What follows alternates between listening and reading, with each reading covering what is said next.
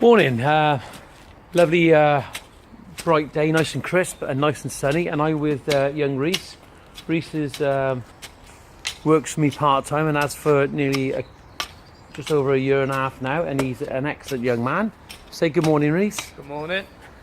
There we are, that's Reese, and what Reese is doing here now, Reese is digging over this border here now and turning the soil over, making it nice, light and fluffy. If you look at that, and if you look what Reese has done, he's had the sense to use a board, so when he's moving around, he's not compacting the ground with those big feet of his. So,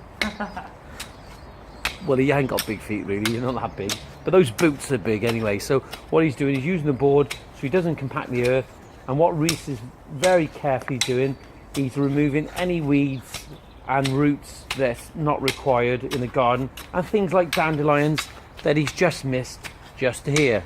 But he will do that at some point in the near future. But if you look at the border here, what we've done now is that I've got two of these ligustrums, and the reason that they've gone is like they have done is because if you look at you've got the three pom-poms, is because I lent them for a display area to a shop in Cardiff, and he didn't water them.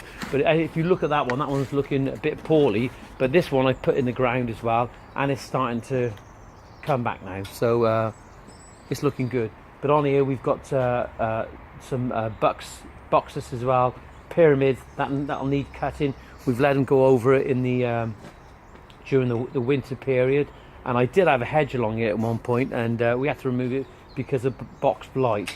But as you can see, Reese is recycling there with a bin there, but also we've got some peonies down here and some lycothea. It's so important that if you're getting a contractor in to do your borders and dig over, that they don't take up some of the perennial bulbs and some of the herbaceous perennials that'll be pushing through this time of the year. You really need to be able to identify them from what you want and what you don't want, plants and weeds.